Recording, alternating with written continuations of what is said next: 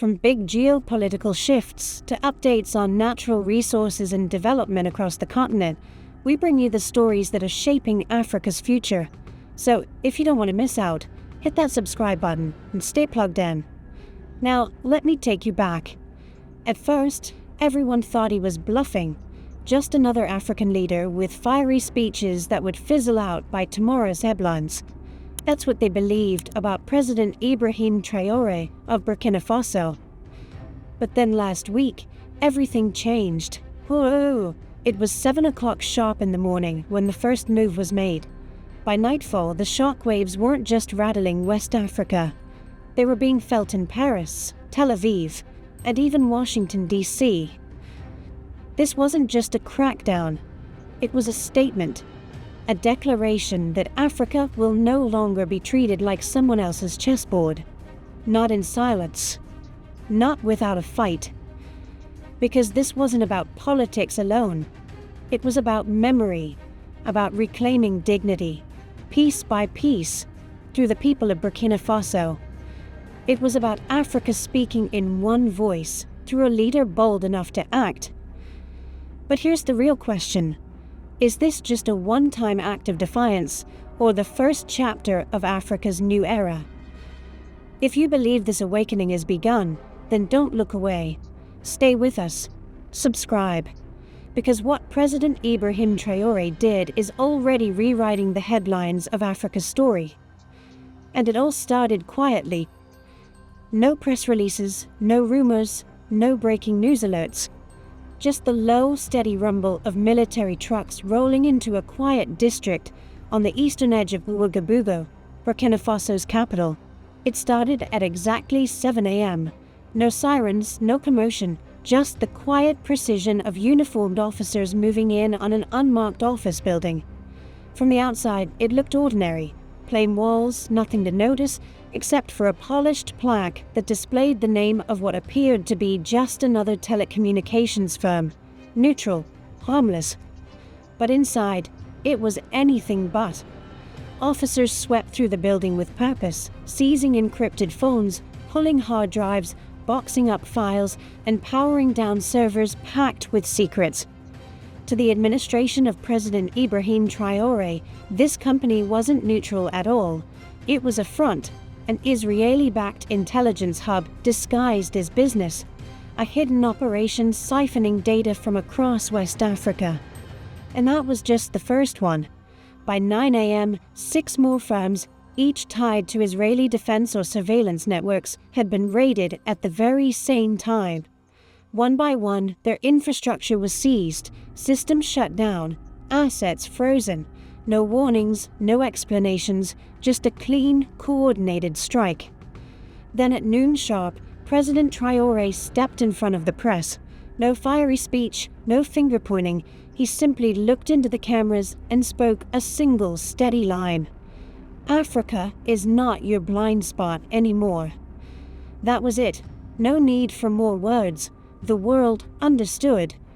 Burkina Faso wasn't just resisting outside interference, it was tearing it down, piece by piece. And make no mistake, this wasn't just patriotism, it was strategy. Traoré understood something many overlooked. In today's world, power doesn't always show up with tanks and missiles. It sneaks in quietly, wrapped in aid packages, tucked into trade agreements, buried inside fiber optic cables disguised as development. It comes in silence.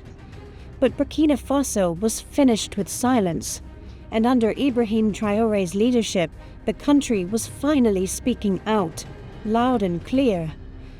By the end of that single day, the world had no choice but to pay attention, because this was the start of a new chapter in African history. A chapter no longer written in Brussels, Washington, or Tel Aviv, but in Ouagadougou. And that day was only the beginning. By sunset, the shockwaves were impossible to ignore. This wasn't some random purge. It was a calculated operation, executed with surgical precision, driven by something deeper than revenge. Burkina Faso, under Traoré, had just declared war on an invisible empire, one built on surveillance, economic manipulation, and psychological control. And then came the next move, fast. Every single Israeli defense and surveillance contract in Burkina Faso was cancelled, effective immediately. Drone technology, cybersecurity software, intelligence sharing systems quietly built up over the last decade, gone in one stroke.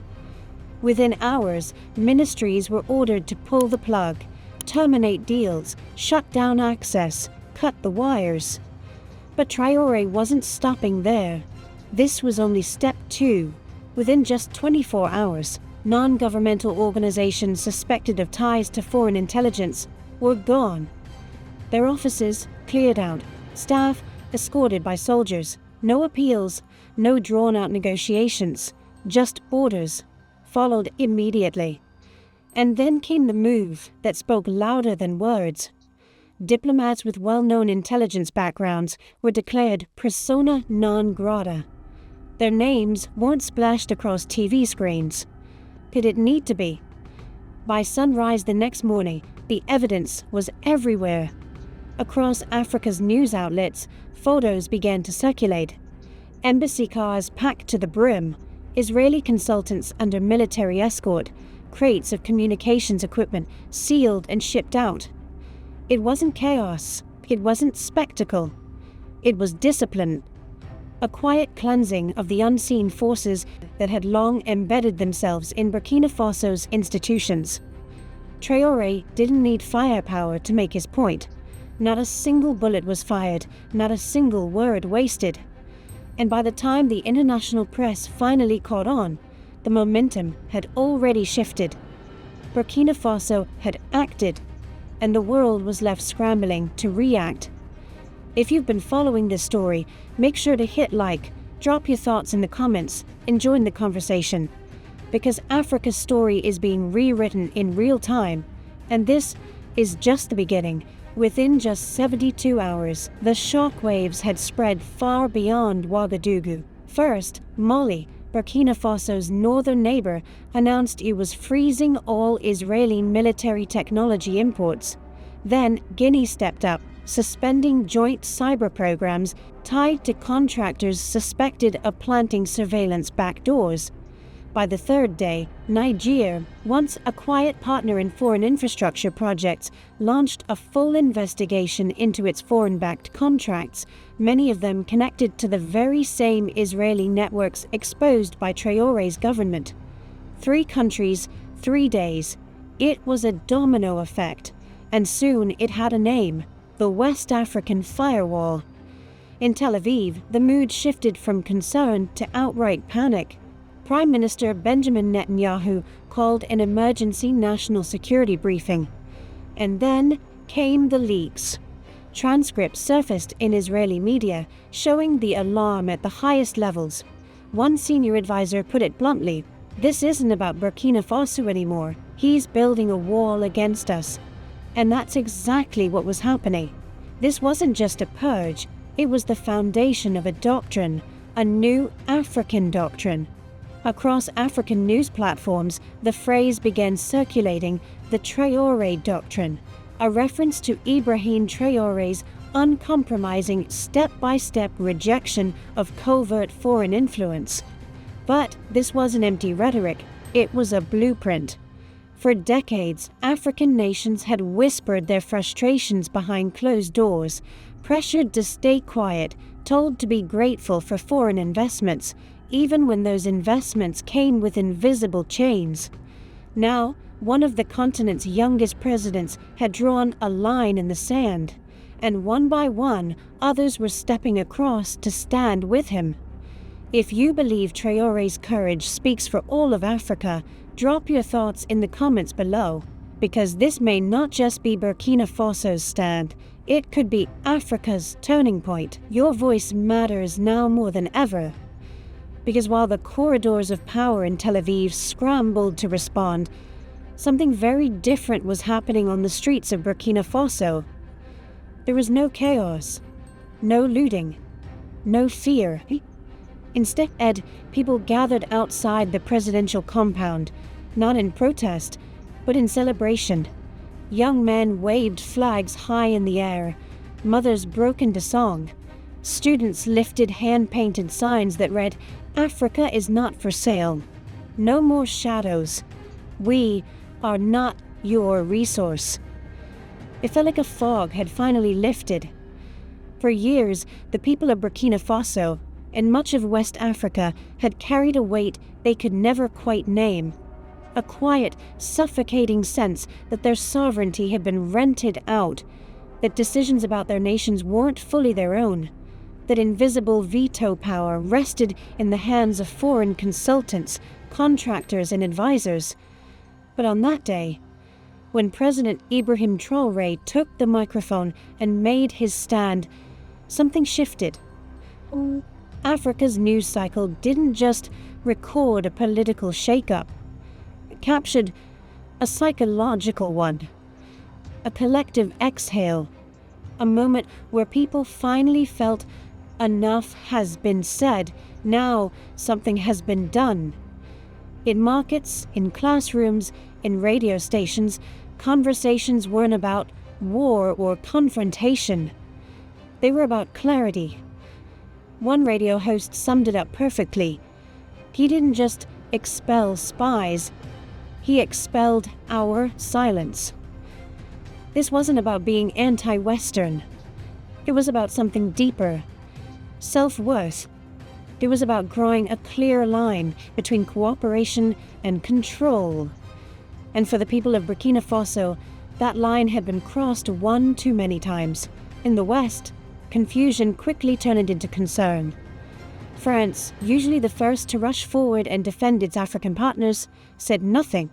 No statement, no diplomatic gesture. Just silence. The kind of silence that speaks louder than any press release. In Washington, the reaction was more cautious. The State Department issued the usual call for restraint and dialogue, a phrase so vague it felt like avoidance. But behind closed doors, the mood wasn't vague at all. It was alarm. Because what unfolded in Burkina Faso wasn't just a strike against Israel's covert networks. It was a direct challenge to a foreign policy model that had stood for decades, when built on quiet compliance, predictable alliances, and the assumption that Africa would remain divided and subdued. African commentators across the diaspora wasted no time in calling it out. For decades, when analysts said the West relied on Africa's silence, Traoré just turned that silence into a siren. In Brussels, the European Union scrambled into a closed-door session on foreign access in West Africa. But again, no official declaration followed. Because here's the trap. If the West responded aggressively, it would confirm exactly what Traoré accused them of. If they stayed silent, they risked losing influence, not just in Burkina Faso, but across the entire region. It was no longer just a political move. It had become a diplomatic trap. By refusing to play the old game, Ibrahim Traoré forced the West to face a new one. A game where Africa chooses its allies. A game where Burkina Faso is no longer treated as a margin, but as a model. And what makes this moment historic isn't just what Burkina Faso did. It's what it inspired. Inside Israel, national security experts now have a new phrase on their lips, the Traoré Doctrine. It's the name they've given to a rising posture out of Africa, one where nations don't just resist foreign interference, but actively coordinate to shut it out. And it's not theory.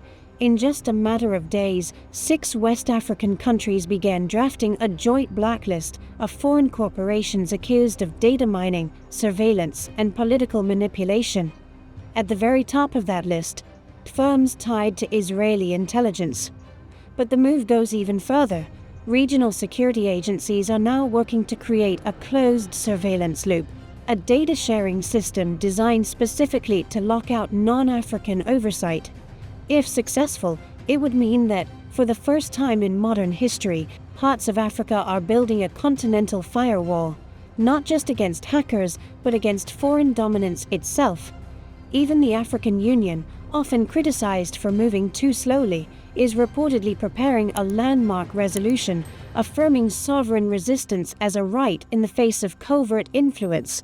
If passed, it would mark a historic turning point in how Africa defines its autonomy. But let's be clear, the stakes are enormous. For Israel, military and tech exports to Africa are worth billions every year. For the US and Europe, African intelligence partnerships have been critical for monitoring migration, tracking mineral flows, and shaping elections. And now, all of that is under threat. Which raises the question, can the West afford to let Traoré's example stand? And perhaps more importantly, can they afford to stop him without revealing their own game? For Americans watching this unfold, the moment is worth reflecting on. Do we continue to back leaders who operate in the shadows, or do we stand with those who dare to pull the curtain back? Because what sets President Ibrahim Traoré apart isn't only what he dismantled, it's what he quietly began to build. In the wake of the crackdown, many braced for chaos, investor panic, institutional collapse. But that's not what happened. Instead, something rare unfolded. Order. Strategy. A plan. Out of Traoré's administration came not a fiery manifesto, but a blueprint. A manual for how Africa could move forward as a united front on sovereignty and security. At its core were three simple but powerful principles. Full transparency for all foreign investments and corporate activities. Zero tolerance for undeclared intelligence operations. Continental cooperation to detect and respond to outside interference. This wasn't conspiracy theory, it wasn't rhetoric, it was a counter-intelligence framework, plainly written, practical, and designed to be applied across the continent. It wasn't just a rejection of Israel or the West, it was something more ambitious. Traoré was offering his neighbors a path forward, not built on outrage, but on agency. While others hesitated, waiting for permission to speak, Traoré handed them a microphone. By the end of that week, the world wasn't asking, "What is Traoré doing?" anymore. They were asking, "Who is going to follow him?" From Dakar to Kinshasa, from Bamako to Banjul, leaders scrambled into emergency consultations. Security officials began poring over contracts, reviewing telecom deals, and re-evaluating partnerships. Something had shifted, and now the ripple effect was spreading. Foreign NGOs slipped out of their offices without fanfare. Meanwhile, African news outlets devoted entire broadcasts to what was quickly becoming more than just a local story. It was a continental shift in posture. And in Tel Aviv, Brussels, and Washington, the mood was tense. Behind closed doors, officials were running calculations, because this wasn't just rebellion, it was replication. Traoré's actions had laid down something rare, a model, a strategy that could be copied across borders. No wars required, no coups necessary, no forced isolation. A doctrine built not on violence, but on discipline and will. Inside Israeli intelligence circles, the tone shifted fast. What started as a plan to contain Burkina Faso had morphed into full-blown crisis forecasting. According to leaked reports, one analyst put it starkly, if just 2 more countries adopt this model, our entire operational grid across West Africa collapses. And that's the twist no one expected. They thought he was bluffing. They thought he'd end up isolated. Instead, he's becoming the blueprint. Across Burkina Faso, something has shifted, not just in the laws, not just in the contracts, but in the belief that Africa can and must speak for itself. Not in whispers, not in waiting, but in a voice strong enough to echo across continents. President Ibrahim Traoré didn't ask for permission. He didn't issue a warning. He simply acted, and in that action he rewrote the rules. What the world witnessed wasn't just a policy change, it was a spiritual shift. A moment where a people, once dismissed as quiet and compliant, stood tall, looked power in the eye, and said, "We didn't ask for freedom, we stood up and claimed it." And now, the world is watching. Not with indifference, not with ridicule, but with awe, and maybe just a trace of fear. Because when one nation rises, others remember they can rise too. If the spirit of Ibrahim Traoré stirs something in you, share the story, subscribe, and stay with us as we follow the journey of an Africa that refuses to bow. Thank you for watching Cozy, your trusted source for Africa's news, geopolitics, resource updates, and stories of development. Share your thoughts in the comments, hit subscribe, and join us as we tell Africa's story in Africa.